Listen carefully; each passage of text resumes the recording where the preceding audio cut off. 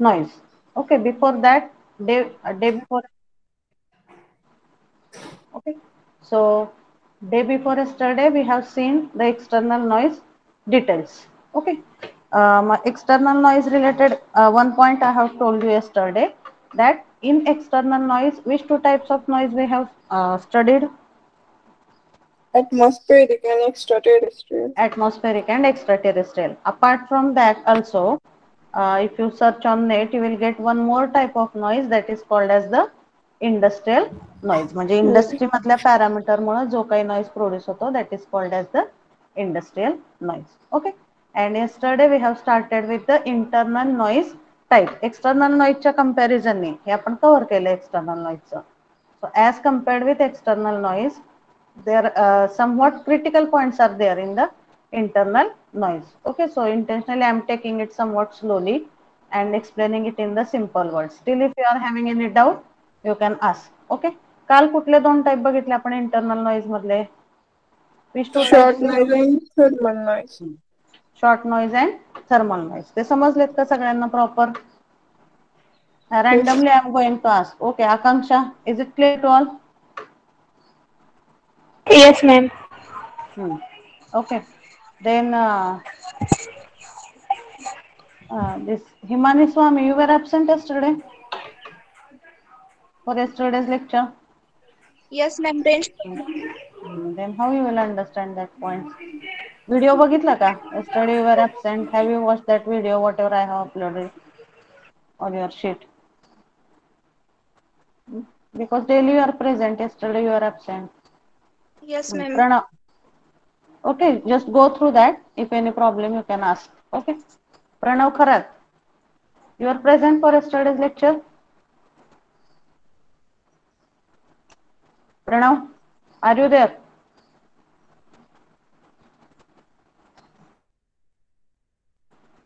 Hello. If we are not responding, I will consider you are not there and I will mark your absent. Yeah, you have to answer whatever I am asking. Pranav, are you there? Pranav Kharat.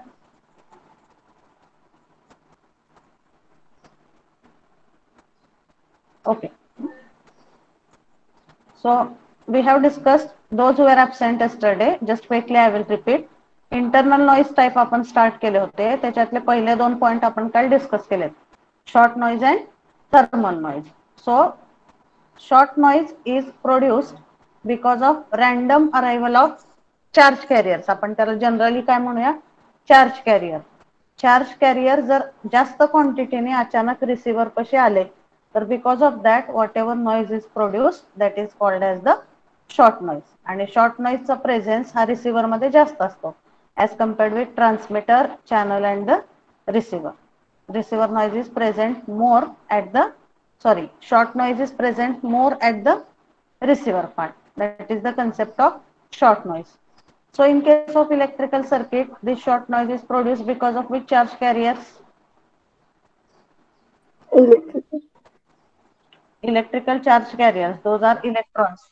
Okay, and in case of optical communication system, short noise is produced because of random arrival of photons. Current light is nothing but it is the in the form of photon. जसे electrical signal हा इलेक्ट्रॉन्सच्या format मध्ये असतो और इलेक्ट्रॉनच्या form मध्ये असतो, similarly the light signal is in the form of photons. मग रिसिव्हरला जर एका वेळेस जास्त फोटॉन आले, तर त्याच्यामुळे जो नॉइज प्रोड्यूस होतो, that is called as the short noise. Then how we can reduce the short noise? Another point we have discussed, that short noise is unpredictable. What is the difference in predictable and unpredictable noise?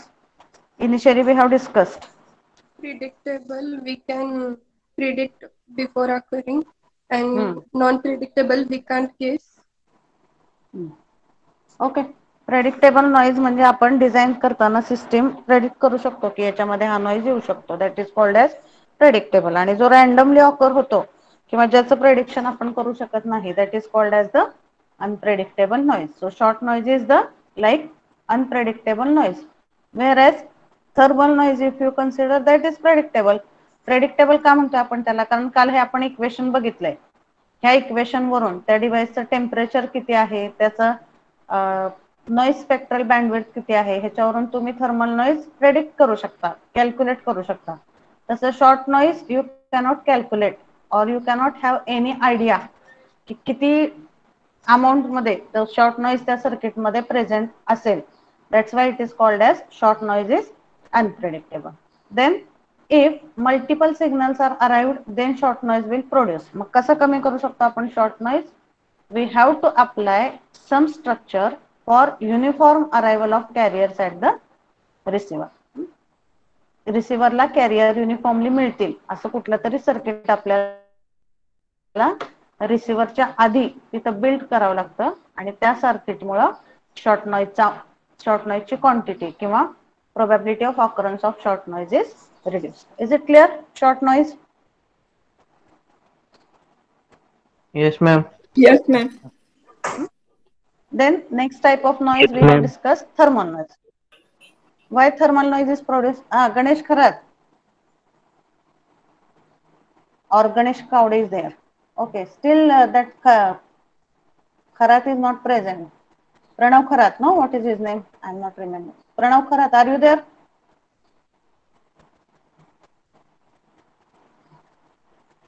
Who is friend of Pranav Kharat? Just ask him to call me after the lecture. Or you can send him message. So, thermal noise is present because of what? What is the parameter for presence of thermal noise? Temperature. Temperature. Okay, key points I am repeating. Thermal noise is related to temperature. जर डिव्हाइसचं temperature change झालं तर त्याच्यामधल्या कॅरियरची position सुद्धा काय होते? Change होते. किंवा whatever is the nature of behaviour of that carriers that gets change. That's why it is called as what particular word I have told you for that जे काय बिहेवियर चेंज होतं कॅरियरचं thermal noise मध्ये temperature वाढल्यामुळे. What that name I have told you specifically?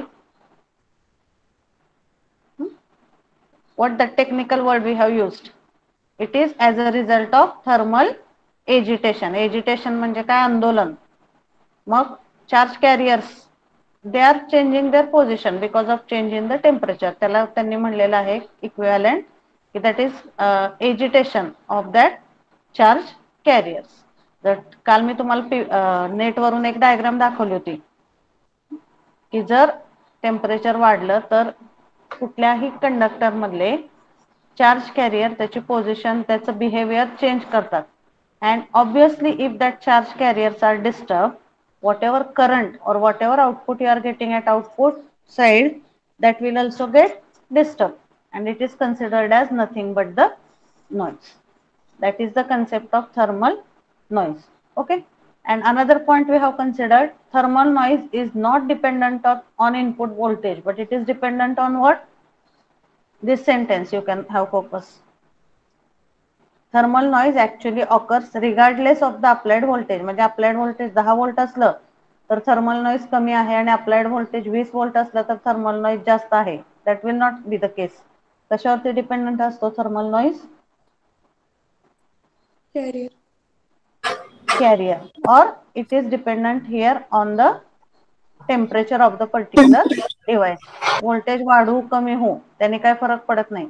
पण जर डिव्हाइसचं temperature कमी जास्त झालं तर थर्मल नॉइजच्या क्वांटिटी मध्ये आपल्याला चेंज मिळतो. Okay, that is the point in the thermal noise. What are another names for thermal noise? It is called as Johnson noise or Nyquist noise. So Johnson and Nyquist, these are name of the scientists. Okay, then thermal noise is limiting factor for sensitivity of the receiver. Obvious आहे, जर thermal noise present असला एखाद्या device मध्ये तर त्याची efficiency काय होईल? समजा रिसिव्हर मध्ये थर्मल नॉइज सुरुवातीला नाहीये, it will properly accept the signal whatever is coming from. कोण देतं रिसिव्हरला input? What is the input block before receiver? Channel. Channel. जे काही चॅनलने आउटपुट दिलेलं आहे ते as it is receiver accept करेल थर्मल नॉइज नसेल तर. जर त्या डिव्हाइसचं टेम्परेचर वाढलं त्याच्यामध्ये जर थर्मल नॉइज प्रोड्यूस झाला तर ऑब्विसली त्याची रिसिव्हिंग कॅपॅबिलिटी काय होईल? त्या केसमध्ये कमी होईल. त्यालाच काय शब्द वापरलेला आहे, limiting factor on sensitivity. He term आपल्याला कायम यूज करावी लागते. you just try to understand what is the meaning of sensitivity of the receiver. Sensitivity of the receiver म्हणजे काय, की जो काही त्याला सिग्नल चॅनलने दिलेला आहे किंवा जो काही सिग्नल ट्रान्समीटरने दिलेला आहे त्या सिग्नलला तो सेन्सिटिव्ह असतो.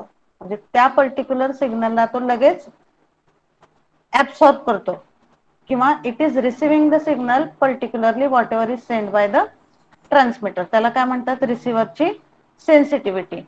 ट्रान्समीटरने ट्रान्समिट केलेला signal, you can note down if you are writing, whatever signal is transmitted by transmitter, capability of the receiver or property of the receiver to receive the signal quickly, that is called as the sensitivity of the receiver. तो signal properly लगेच accept करणे याला म्हणतात sensitivity. पण जर thermal noise present असला receiver मध्ये तर सेन्सिटिव्हिटी काय होईल रिसिव्हरची, इट विल बी इन्क्रीज्ड और reduced. Reduced. That's why it is written here. It can be the limiting factor on sensitivity of the electrical measuring instrument. मग कुठलेही डिव्हाइस असू शकतं तुमच्या रिसिव्हर मध्ये. Okay, they have given the device as electrical measuring instrument. Okay, so these are the points related to thermal noise. And one more important point we have seen, this equation I will repeat because this we have to use for number of numericals whatever we have to solve. कशाचं equation बघितलं होतं आपण, can anyone explain. Okay, another thing before going to that equation, that thermal noise is present in which type of devices? All types of the devices. कारण प्रत्येक डिव्हाइसला, कुठलाही जर तुम्ही device घेतला solid device, it is having some its body temperature, त्याचं एक काहीतरी स्वतःचं टेम्परेचर असतं. त्यामुळं thermal noise is present in all the types of the devices. That's why we can say if you compare all these noise types, thermal noise is going to be dominant one. म्हणजे thermal नॉइजचं प्रमाण हे सगळ्या noise मध्ये जास्त असू शकतं as compared with other noises. Then the equation we have seen, की तर प्रत्येक डिव्हाइसचं टेम्परेचर आहे म्हणजे प्रत्येक डिव्हाइस मध्ये काहीतरी नॉइज प्रोड्यूस होणार आहे, त्याला आपण म्हणतो थर्मल नॉइज. मग त्या नॉइजची जी काही क्वांटिटी आहे ती व्हॅल्यूच्या टर्म मध्ये कुठल्या पॅरामीटरने कॅल्क्युलेट करतो आपण, नॉइज पॉवर. म्हणजे आपण म्हणलं की थर्मल नॉइज प्रेझेंट आहे ए डिव्हाइस मध्ये आहे, प्रेझेंट बी डिव्हाइस मध्ये आहे, पण तो कसा कॅल्क्युलेट करायचा. So we are using the term noise power for thermal noise calculation. कुठल्या टर्म मध्ये मेजर केलं जाते थर्मल नॉइजची क्वांटिटी, नॉइज पॉवर ह्या टर्म मध्ये मेजर केली जाते. So noise power is indicated as Pn, capital P and small n at its bottom side. Pn is given as K into T into del F. Del F ही एक term आहे कॉमनच, तीन term आहे त्याच्यामध्ये, K into T into del F. K म्हणजे काय, Boltzmann's constant, that is constant value that as it is you have to take for all the numericals. Boltzmann's constant 1.34 into 10 raised to minus 23 joule per Kelvin. त्याचं unit काय आहे, joule per Kelvin. Then T is what, temperature in Kelvin. T is temperature of the device in Kelvin. So the relation between degree and Kelvin is how, what is the relation? Plus 273. जी काही डिग्रीची value आहे त्याच्यामध्ये तुम्हाला 273 value add करून त्या temperature तुम्ही kelvin मध्ये convert करू शकता. फॉर एक्झाम्पल जर मी सांगितलं की त्या डिव्हाइसचं टेम्परेचर 20 डिग्री सेल्सिअस आहे, how much kelvin equivalent it will be, काय करायचं, 20 plus 273. So how much it will be, 293. Okay, and last term is del F. Del F म्हणजे काय, नॉइज बँडविड्थ. नॉइज बँडविड्थ म्हणजे काय सांगितलं मी तुम्हाला, what I have told you, noise bandwidth means what, range of the frequency where you are getting the noise, that is called as the noise bandwidth. Okay, so I will explain you that just if it is possible on word, I will try to draw the diagram. Noise bandwidth म्हणजे काय कुठल्याही सिस्टमची bandwidth is nothing but it is range of the frequency. Okay, then समजा मी consider केलं की lower frequency आहे 1 hertz आणि higher frequency आहे 100 hertz. So what ever is that total range, त्या सगळ्या फ्रिक्वेन्सी रेंज मध्ये नॉइज असेल का? It is not the case that noise is present in all the frequency ranges, whereas if you consider the noise is present in a specific frequency range. Okay, आणि ज्या frequency range मध्ये noise present असतो that particular frequency range, it is called as the noise bandwidth. Okay, I am drawing here, try to understand whatever I am trying to explain. आता ही file दिसते सगळ्यांना, word file. Word file is आता इथे एक मी line काढली आहे. Suppose I am writing here that this point what ever is the initial point of this particular graph. हा जो इनिशियल पॉइंट आहे याला मी म्हणलं दिस इज पॉइंट ए. ओके, थोडासा लांब दिसतोय तो, but understand. Let us consider if this is point A. हा जो सुरुवातीचा पॉइंट आहे ह्या सिस्टमचा, हा पॉइंट झाला A. And whatever is that last point, that if I call this end point as B. Okay, मग आता ह्या A आणि B मधलं जे डिस्टन्स आहे, इथं कुठली टर्म कन्सिडर करतोय आपण ह्या ऍक्सिस वरती? I am considering it as a frequency. Okay, पूर्ण जे आहे सिस्टीम A आणि B ह्याच्यामधली सिस्टीम आहे, that is complete system which is called as the bandwidth. मग आता ह्या पूर्ण A आणि B ह्या पूर्ण रेंज मध्ये नॉइज नसतो. पर्टिक्युलर इथं जर मी एखादा पॉइंट घेतला, let us say this is point C and this is point D. Okay, so if I take the 2 points in between, म्हणजे फ्रिक्वेन्सी रेंज किती आहे टोटल इथं? ए ते बी जे काही डिस्टन्स आहे, सपोज इथं मी 1 हर्ट्ज म्हणलं आणि इथं जर म्हणलं 100 हर्ट्ज, म्हणजे ह्याची बँडविड्थ किती आहे? हे पूर्ण पार्ट म्हणजे ह्याची बँडविड्थ झाली. मग ह्या सगळ्या रेंज मध्ये आपल्याला नॉइज मिळत नाही. सपोज नॉइज हा ह्या पर्टिक्युलर रेंज मध्ये मिळतोय सी आणि डी मध्ये. सपोज इथं आहे 40 हर्ट्ज आणि इथं आहे 50 हर्ट्ज, म्हणजे ह्या सिस्टीमची बँडविड्थ किती आहे? इथं मी सांगते तुम्हाला 1 हर्ट्ज आणि इथं आहे 100 हर्ट्ज, म्हणजे सिस्टीमची बँडविड्थ किती आली? 99 हर्ट्ज. पण ह्या पूर्ण रेंज मध्ये नॉइज प्रेझेंट असत नाही कुठल्याही सिस्टीम मध्ये.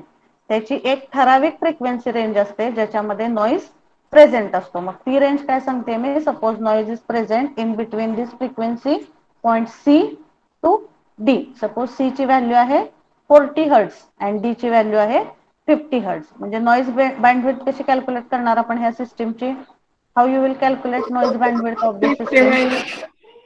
50 minus 40. So though total bandwidth जरी 99 हर्ट्ज असली तरी नॉइज बँडविड्थ कशी कॅल्क्युलेट करतोय आपण?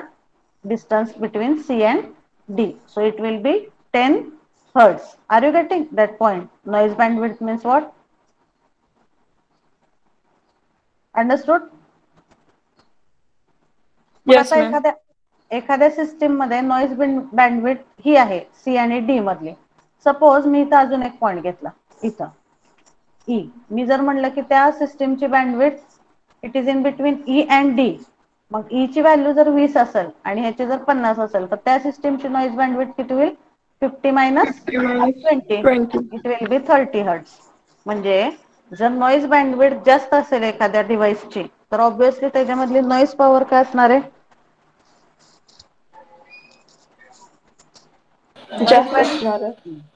नॉइज बँडविड्थ जर जास्त असेल तर नॉइज पॉवर पण काय असते त्या सिस्टीम मधली? जास्त असते. Okay, that point you have to understand. So noise bandwidth, obviously the bandwidth unit, it is hertz. It is given as hertz because it is nothing but the frequency. मग एखाद्या सिस्टीमची नॉइज बँडविड्थ फिक्स असते किंवा एखाद्या डिव्हाइसची noise bandwidth fix असते. K is Boltzmann's constant. That parameter is already constant. So according to change in the temperature, noise power in the particular device is changing. That's why whatever is noise, thermal noise in any device, that is dependent on the temperature. Are you clear with this equation? Noise power, how to calculate noise power? Yes, ma'am. So Yes, ma'am. I will just give you one numerical to solve. If I say that, okay, you can write down that value. Don't write all the numerical, just write down that value. You consider a device which is having its body temperature as 20 degrees Celsius. Consider a device which is having its body temperature as 20 degree Celsius and it is having the noise bandwidth as 10 kilohertz. Okay, it is having its noise bandwidth as 10 kilohertz. म्हणजे del f ची value 10 kilohertz दिलेली आहे. डिव्हाइसचं temperature दिलेलं आहे 20 degree Celsius and you have to calculate the noise power. So how you will calculate? Just use this equation. Are you getting what values? T ची value किती आहे? What value I have given? 20 degree. Then del f is given as 10 kilohertz. So first whatever is this 20 degree that you have to convert into Kelvin. म्हणजे T ची value 20 घ्यायची नाही. T ची value कुठल्या unit मध्ये घ्यायची आहे? Kelvin मध्ये. So you have to add 20 plus 273. So temperature value you will take as 293 Kelvin. आणि del f ची व्हॅल्यू as it is घ्या. 10 kilohertz म्हणजे काय येईल तिथं? 10 into 10 raised to 3. आता नॉइज मधल्या कुठल्याही इक्वेशन साठी किंवा कुठल्याही न्यूमरिकल साठी त्याचे युनिट लक्षात ठेवणं खूप गरजेचं आहे. अॅनालॉग कम्युनिकेशन मध्ये बरेच फॉर्म्युला असे आहेत की जिथं पर्टिक्युलर आपलं जे रेग्युलर युनिट आहे त्यापेक्षा त्यांनी वेगळ्या युनिट मध्ये तो फॉर्म्युला डिझाइन केलेला आहे. म्हणजे त्या पर्टिक्युलर फॉर्म्युलाचा यूज जर तुम्हाला कॅल्क्युलेशन साठी करायचा असेल तर तुम्हाला तो पॅरामीटर त्याच युनिट मध्ये कन्सिडर करावा लागतो. Okay, that care you have to take. आता हे जे इक्वेशन आहे याच्यामध्ये टेम्परेचरचं युनिट काय घेतलेलं आहे? केल्विन. त्यामुळे कुठलंही टेम्परेचरचं युनिट दिलेलं नसेल तर that first you have to convert into kelvin. Del F is considered in hertz. त्यामुळे 10 किलो हर्ट्ज म्हणल्यावर आधी काय करायचं त्याला? Kilo hertz you have to convert into hertz. And now you calculate the value of PM. Just calculate it. 3.92 into 10 raised to minus 17. 3.92 into 10 raised to 10 minus. raised to minus 17. Yes. minus 17. Okay, and what is the unit? Okay, anyone who has got other value than this?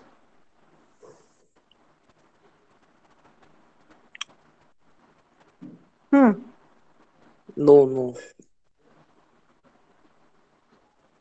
Just wait, just one minute. Okay. What is the value for this you are telling? Tell the value. 3.92 3.92 into into 10 raised to minus 17. 10 raised to minus 17. Okay, so it will not be visible. Yes. Okay, all of you are getting the method how to calculate. This type of question, it will be asked in the MCQs. And what will be the unit for power? Joule per Kelvin. Unit. Power's unit joule per Kelvin असतं का? No. Watt. Unit of power is watt. That unit you have to put here.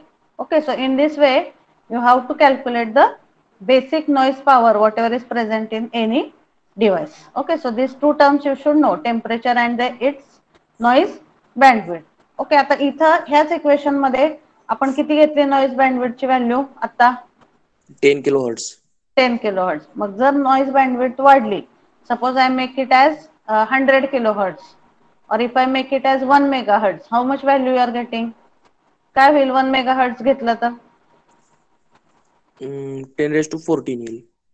Okay, that next digit will be multiplied by the respective count. म्हणजेच जर ही noise bandwidth वाढली तर noise power पण काय होते त्या सिस्टीम मधली increase होते. Okay, this is very basic point because this formula you have to use for almost all the next derivations. कारण हा बेसिक फॉर्म्युला आहे. कुठल्याही डिव्हाइस मधली बेसिक नॉइज पॉवर ह्या फॉर्म्युल्याने कॅल्क्युलेट केली जाते. त्यामुळं this formula you have to use for any thermal noise calculation in the system. सगळ्या नॉइज नाही, फक्त सिस्टीम मधला थर्मल नॉइज ह्या फॉर्म्युल्यावरून आपण कॅल्क्युलेट करतो. Okay, so I hope all of you are clear with this first two types of the noise. तसं short noise मध्ये कुठलाही कॅल्क्युलेशन नाही आहे, just theoretical point we have to consider. Okay, now third type of noise we will consider now, that is called as flicker noise, or it is also called as low frequency noise. Third type of noise we are considering flicker noise or low frequency noise. Okay, so what is the concept of this low frequency noise? So from name itself you can understand कुठल्या frequency range मध्ये existence मध्ये येईल तो noise. Low frequency. Low frequency, जेव्हा त्या डिव्हाइसची operating frequency कमी व्हॅल्यूला असते, at that frequency range only this particular noise will be present in the system. Okay, so we will just read these first points, then I will go to the PPT and I will show you some graphs related to the flicker noise. Okay, so at low frequency a component of noise occurs whose density increases as the frequency is decreased. म्हणजे असा noise जो कमी फ्रिक्वेन्सीला occur होतो, आणि obviously frequency वाढली की तो noise काय होणार आहे, flicker noise, it will be reduced. So that is called as the flicker noise, or it is called as this low frequency noise. Okay, this is called as flicker noise or low frequency noise, or it is also called as 1 by f. This may be small f or this may be the capital F. ह्यालाच दुसरं नाव काय आहे, or most of the PPTs if you see on internet it is considered as capital F. So we will also go for that 1 by capital F. This F indicates what here? Frequency. Frequency. म्हणजे जर frequency जास्त असली तर noise कमी आहे, आणि frequency कमी असेल तर नॉइज जास्त आहे. त्यामुळे ते इनव्हर्सली प्रोपोर्शनल सारखं तिथे त्यांनी दिलेलं आहे त्याला नाव. It is called as the 1 by f noise. Okay, so it is known by three names: flicker noise, low frequency noise, or 1 by f noise. Okay, it is present in semiconductor as well as vacuum tubes. So are you clear with this term?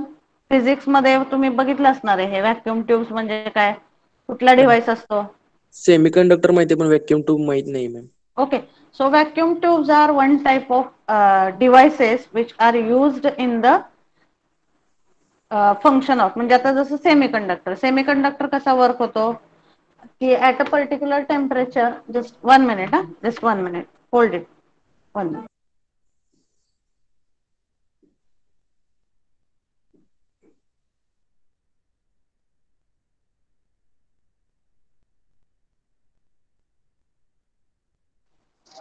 Okay, so semiconductor हा कसा एक device आहे जो आपण कशासाठी use करतो, कंडक्टिव्हिटीसाठी किंवा electrical current carry करण्यासाठी. Similarly vacuum tube is also one type of specific device which is used for the conduction of the electrical current, but whatever is the voltage range applicable for vacuum tube, otherwise I will show you some image of that vacuum tube. Okay, so that it will be clear.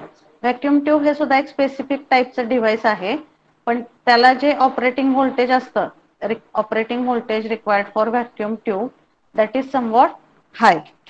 Okay, so I will show you some images of the vacuum tube so that you will understand. Semiconductor सारखाच तो एक device आहे. मग semiconductor मध्ये आणि vacuum tube मध्ये that particular, see here I will show. हे दिसतात का इमेजेस सगळ्यांना? Vacuum tube or electron tube, or it is also called as valve, is a device that controls electric current flow in high vacuum between electrodes to which the electric potential difference has been applied. आता current कसा flow होतो, जेव्हा 2 point मध्ये voltage difference असतो तेव्हाच current flow होतो. That basic thing you are clear with that. Basic electrical engineering मध्ये शिकलाय तुम्ही. कंपल्सरी 2 पॉइंट मधलं व्होल्टेज जेव्हा कमी जास्त असतं तेव्हाच तिथं करंट फ्लो होतो, त्याला आपण म्हणतो पोटेन्शियल. मग हेच आहे इथं. ओके, व्हॅक्यूम ट्यूब त्याचा फक्त शेप जो आहे तो ट्यूब सारखा आहे. That's why it is called as the vacuum tube. is a device that controls electric current flow in high vacuum between electrodes to which the electric potential difference has been applied. Okay, so that is the concept of vacuum tube. If you want to see that more points, you can go through that points. Okay. These are also known as thermonic tube or thermionic walls used. It uses the phenomenon of this emission of electrons from the hot cathode and is used for a number of fundamental electronic functions such as signal amplification and current rectification. Okay, mainly ह्या amplification purpose साठी electronic circuit मध्ये use होतात. जसं आता डायोडचं function आहे. What is a function of diode? It is also used as amplifier. Amplifier माहिती आहे सगळ्यांना. What is the Yes. Meaning of amplification? Amplify the signal. Amplify the signal. मग सिग्नलची स्ट्रेंथ वाढते म्हणजे काय वाढते? त्याची फ्रिक्वेन्सी का व्होल्टेज? Frequency. Frequency. फ्रिक्वेन्सी वाढते का व्होल्टेज वाढतं? ओके, ऍक्च्युली आता आपण जे मॉड्युलेशन मध्ये बघतोय तिथं आपण स्ट्रेंथ वाढवतो म्हणजे त्याची फ्रिक्वेन्सी वाढवतो. हा त्या पॉइंटच्या रेफरन्सने तुम्ही सांगताय, that is correct. Because you are telling the answer on the basis of modulation point, whatever we have considered. Is it right? पण Yes. जेव्हा जनरली आपण म्हणतो ना एखाद्या सिग्नलची स्ट्रेंथ वाढते, तेव्हा जनरल कन्सिडरेशन मध्ये सिग्नलची स्ट्रेंथ वाढते म्हणजे त्याचं व्होल्टेज वाढतं असं कन्सिडर केलेलं असतं. Just by keeping that modulation point away, right now I am telling की जेव्हा आपण ह्या तुमच्या इकॅड मध्ये किंवा इतर जे काही सब्जेक्ट्स आहेत सर्किट रिलेटेड, त्या केसमध्ये जेव्हा आपण म्हणतो की सिग्नल इज एम्प्लिफाईड, तेव्हा तिथं फ्रिक्वेन्सीवरती जास्त फोकस दिलेला नाहीये, but focus is given more on the voltage. म्हणजे व्होल्टेज 2 व्होल्ट असेल तर 4 व्होल्ट होतं, म्हणजे काय म्हणतात त्याला? Strength of the signal it is amplified. Okay, मग जिथं इलेक्ट्रॉनिक सिग्नलचं व्होल्टेज इन्क्रीज होतं त्याला म्हणतात electronic amplifier. Amplifier is an electronic device that can increase the power of a signal at time varying voltage or current. So what is the equation of power in terms of voltage? V into I. V into I. Okay, or it is also given as V square. Okay, what is another equation of power in terms of voltage? V square by R. V square by R. Okay, म्हणजे त्याच्यामध्ये voltage येतं directly power मध्ये. त्यामुळं हे generally जे electronic डिव्हाइसेसशी related आपण amplification म्हणतो सिग्नलचं, तेव्हा त्याचं व्होल्टेज वाढलेलं असतं. That difference you have to keep in mind. But in our modulation part whatever we have considered, त्याच्यामध्ये फ्रिक्वेन्सी हा इम्पॉर्टंट पॅरामीटर आहे. त्यामुळे तिथं strength of the signal is increase म्हणजे आपण फ्रिक्वेन्सी सुद्धा त्याची कन्सिडर केलेली. ओके, मग ह्या एम्प्लिफिकेशन साठी जे डिव्हाइसेस यूज होतात त्याच्यामध्ये mainly this vacuum diode is also used. Okay, so this type of noise is present in semiconductor devices as well as vacuum diode. आता semiconductor devices, diode formation साठी कुठले device use करतो आपण? Semiconductor devices. Whatever devices we are using for formation of the diode, that are also semiconductor devices. So in semiconductors also this noise is present as well as this noise is also present in the vacuum tube. Okay, vacuum tube चं फार detail नाही आहे सांगितलेलं मी, just because that is just one sentence here, but at least you understood what is the function of vacuum tube. Vacuum tube. Yes, ma'am. Okay, if you want more description you can see. Okay, in semiconductor it results from fluctuation of carrier density and it is most troublesome. म्हणजे जर frequency कमी जास्त झाली त्या डिव्हाइसच्या function मधली तर त्याची कॅरियर डेन्सिटी चेंज होते. डेन्सिटी म्हणजे काय? कॅरियर डेन्सिटी म्हणजे काल एक्सप्लेन केलंय मी. What is the meaning of carrier density word?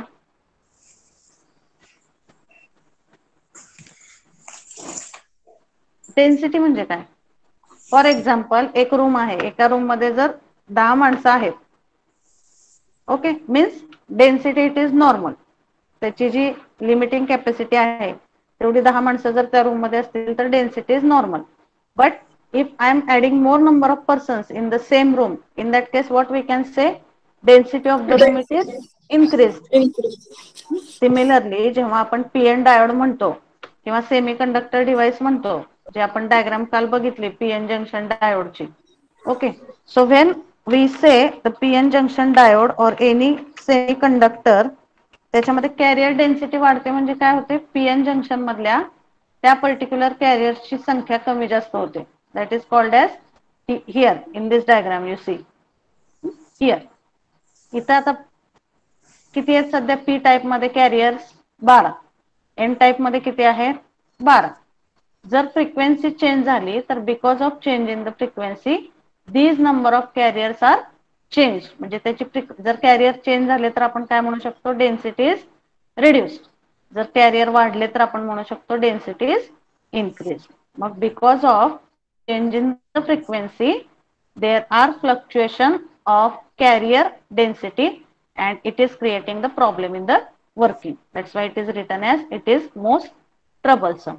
So it is semiconductor amplifying device at low frequency as compared to the vacuum tube.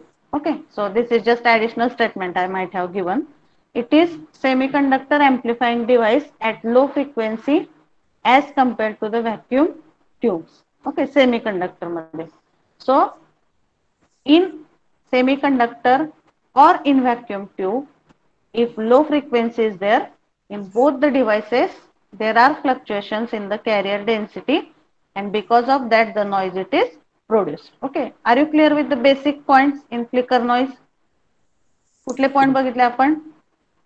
It is called as low frequency noise or 1/f noise because it occurs at low frequency. As frequency is increased, this occurrence or amount of this noise it is reduced. आणि हा कुठल्या टाइपच्या device मध्ये present असतो?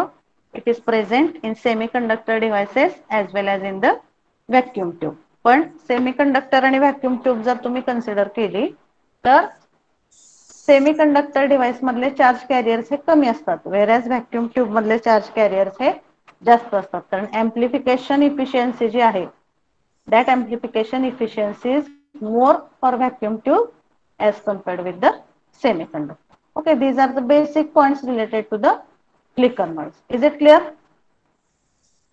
Yes, ma'am. Okay, additional points now we will consider in the PPT. Okay, so thermal noise we have completed. Here flicker noise is a type of electronic noise which is called as 1/f, or another name for this noise it is also called as pink noise. बऱ्याचदा it is noted by the word called as the pink noise, though these terms have wider definition. Actually pink noise ह्या term च्या under बरेच दुसरे noise सुद्धा आपण consider करतो, but mainly this flicker noise is important part of that pink noise. Okay, it occurs in almost all electronic devices and can show up with variety of other effects such as impurities in a conductive channel. म्हणजे काय काय टाइपचे defect त्या device मध्ये येऊ शकतात जर flicker noise present असेल तर? कुठल्या कुठल्याही प्रकारचे डिफेक्ट येऊ शकतात? Impurities in the conductive channel. Conductive channel म्हणजे काय? जो काही आपला पीएन जंक्शन आहे त्याच्यामध्ये डिप्लिशन रिजन मध्ये होल आणि इलेक्ट्रॉनचं कॉम्बिनेशन होतं आणि त्या कॉम्बिनेशन मुळे आपल्याला करंट मिळतो. मग त्या कंडक्टिव्ह चॅनल मध्ये किंवा त्या कंडक्टिव्ह रिजन मध्ये जर काही इम्प्युरिटीज प्रोड्यूस झाल्या तर ऑब्विसली काय होईल, त्याच्यामुळे आउटपुटला जो करंट मिळणार आहे that current will be disturb.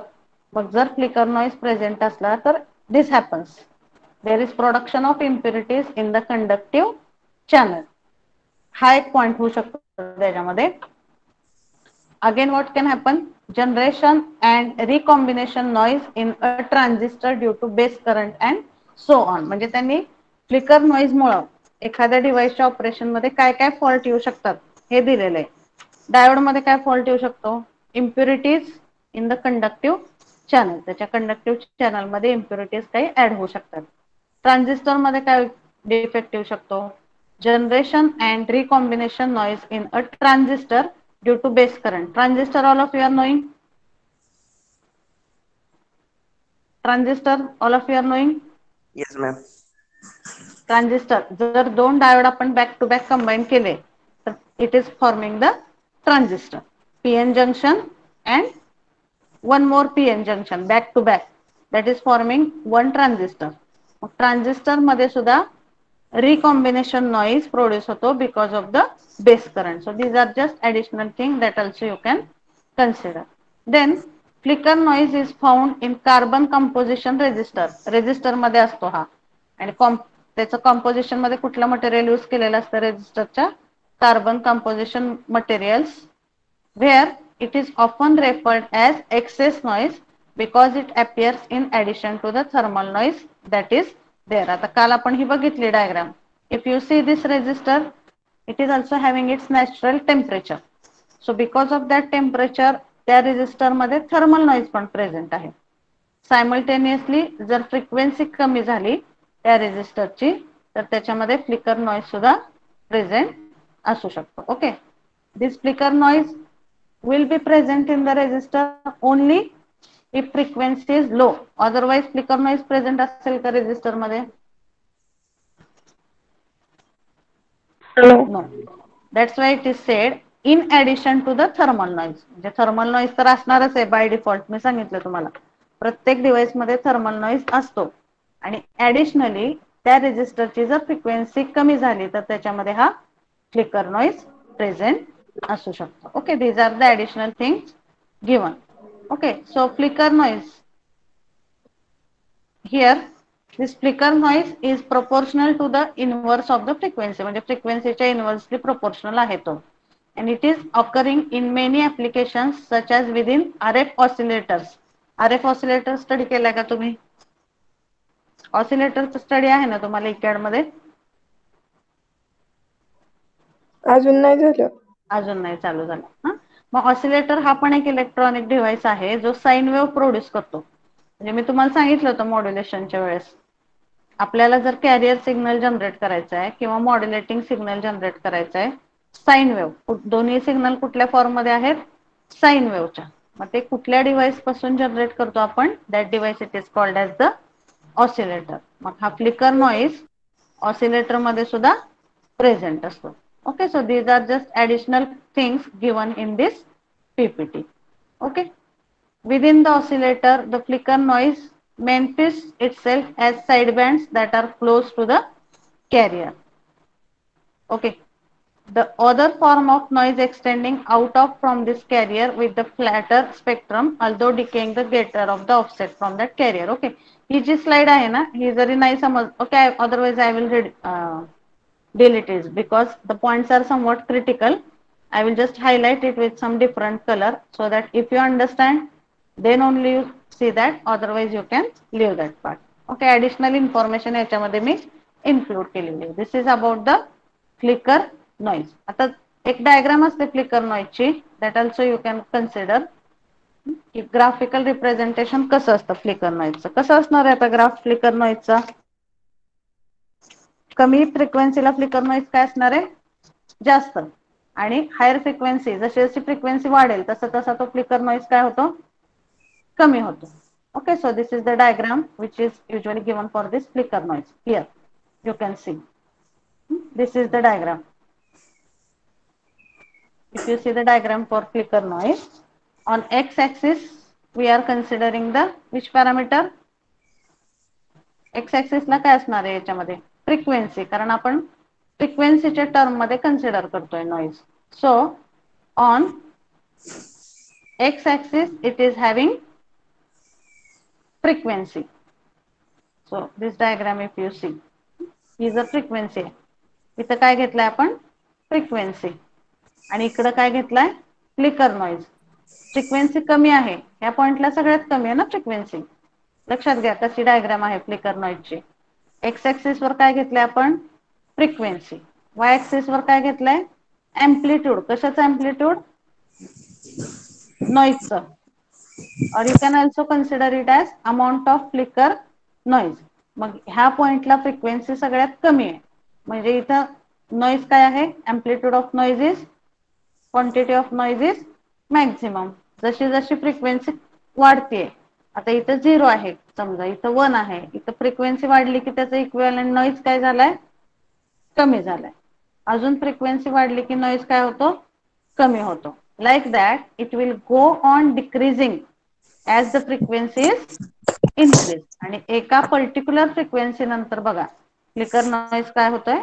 त्या पर्टिक्युलर ऍप्लिकेशन मध्ये it is remaining constant. So this diagram also you can draw refer for the flicker noise. फक्त तुम्हाला जर कन्फ्युजन होत असेल तर सिम्पली तुम्ही इथं काय म्हणू शकता? एक्स ऍक्सिस वरती फ्रिक्वेन्सी घेतली आहे आणि वाय ऍक्सिस वरती you can call it as quantity of thermal quantity of flicker noise or amount of flicker noise. कुठं मॅक्झिमम असतो फ्लिकर नॉइज या ग्राफ मध्ये?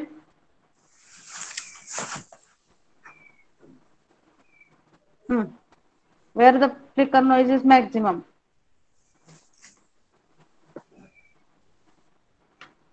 Graph is visible to all, no? Yes, ma'am. Ma'am. Where the noise is maximum? जिथे frequency कमी असेल.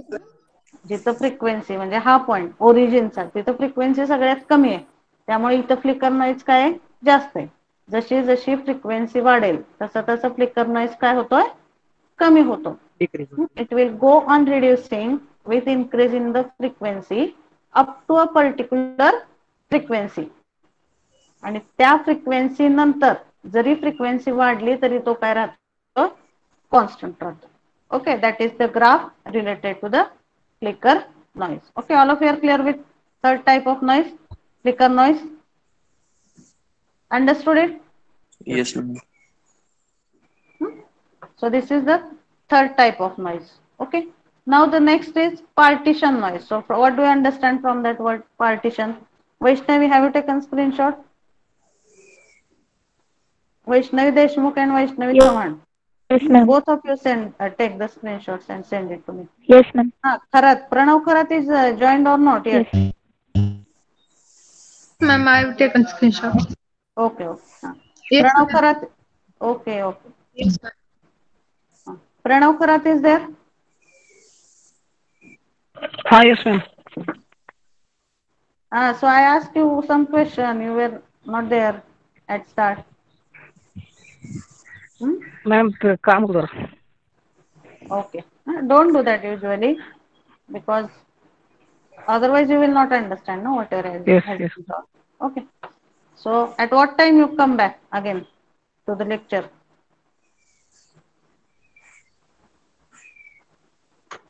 Don't do that. Okay, so next type of noise we are going to consider partition noise. So what do you understand by that word partition noise? Partition चा अर्थ काय होतो? Divide, division किंवा divide anything in two parts, that is called as the partition. आता सध्या in next lecture we will see that in detail, but just you understand basic point that जिथं कुठल्याही device मध्ये जेव्हा आपल्या सिग्नलचं पार्टिशन होतं, in that particular device this partition noise will be present. Okay, so for example I am showing here one diagram. आता हा एक path आहे, this is initial path of the carriers, this is one path of the carrier, so signal is traveling only in one direction. पण हा जर इथं दोन part मध्ये डिवाइड झाला, इथं काय दिसतंय? हे जे काही सिग्नल आहे it is divided in two parts. These 8 electrons, suppose I consider these are 8 electrons, here 4 electrons are given and here 4 electrons are given. म्हणजे काय झालेलं आहे इथं? त्या कॅरियरचं पार्टिशन झालेलं आहे किंवा तो सिग्नल जो आहे तो डिवाइड झालेला आहे.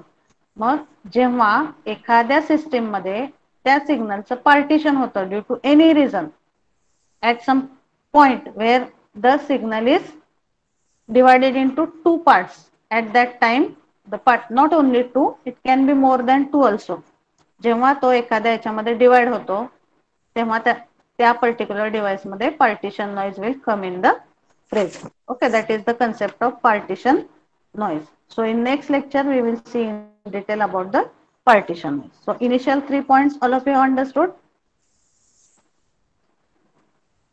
clearly? Yes, ma'am.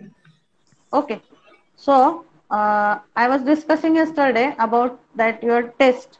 Okay, so accordingly I will put the message. Actually आपण सोमवारी किंवा मंगळवारी घेऊया तुमची जी टेस्ट आहे based on unit 1 and I will provide you MCQs only. So I will put message tomorrow की सोमवारी टेस्ट आहे का मंगळवारी आहे. Accordingly we will conduct it. Okay. आता क्विज तर तुम्ही ऑनलाइन सॉल्व केलेत सगळ्यांनी. Yes, ma'am. Means you have given that type of test. All of you are knowing how to just like the form असतो त्याच्यावरती तुम्हाला त्या पर्टिक्युलर क्वेश्चनच्या ऑप्शनला टिक करून तुम्हाला तो सेंड करायचा आहे आणि त्याला जे स्पेसिफिक टाइम दिलेला असतो that is one important thing. Whatever time is given within that time only you are suppose to send it. ते जर टाइम लिमिट संपलं तर your response is not accepted. So all of you are knowing that, no? Previously you have done that for which subject? ECAD. ECAD. Okay, so same test we will conduct